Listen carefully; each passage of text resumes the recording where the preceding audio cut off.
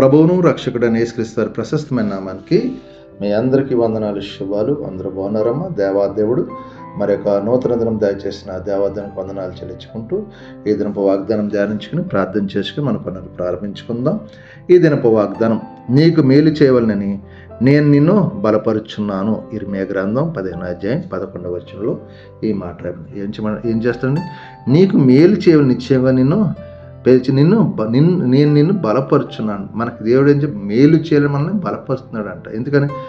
ఎందుకు యెహోవా నిశ్చయముగా, దేవుడు నిశ్చయంగా అంటే ఇంకా అతను ఆయన ఇచ్చిన మాట వెనక్కి తీసుకోవడం అంట. నిశ్చయంగా కుమార్తె నిత్యం నేను ఆశ్రయించాలి, నీకు మేలు చేయాలనుకుంటున్నాను, అందుకే నేను బలపరుస్తున్నాను. ఆత్మీయంగా బలపడాలను, ప్రార్థనలో శక్తి పొందుకోవాలి, పరిచర్యలో సహవాసంలో మంచి బలం పొందుకుండాలని ప్రభు అంటున్నాను. ఎందుకు మేలు చేయవలని నీకు నేను కీడు కాలమే ఆపత్కాలం నీకు శత్రువులు నిత్యం నేను మొరలిడినట్టు నేను చేయదని చెప్పాను.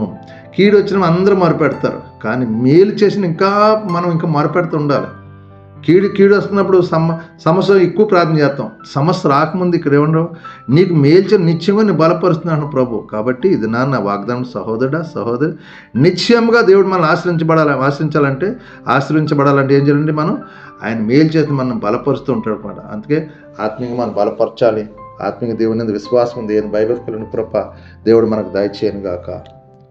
చూడండి, ఇర్మియా గ్రంథం 29:11 నేను మిమ్మల్ని గురించి ఉద్దేశించిన సంగతులు నేను ఎరుగుదును, రాబో కాలం మీకు నిరీక్షణ కలిగినట్లు అవి సమాధానకు ఉద్దేశంగా హానికరం కావు. ఇదే యెహోవా వాక్కు. చూడండి, మిమ్మల్ని గురించి సంగతి ఏమనగా రాబో కాలం ముందు ఏమొస్తుందండి? మీకు నిరీక్షణ కలిగినట్లు అవి సమాధానకర ఉద్దేశంగా హానికరం. మన దేవుడు మనకి సమాధానకరంగా హానికరం ఏమి చేయడంటే రాబోయే కాలంలో ఉగ్రతలు వస్తాయి. ఇప్పటి నుంచి మనం ఎంత ఆత్మీయంగా మనం బలపడమంటున్నాడు ప్రభు. ఏమంటున్నాడు?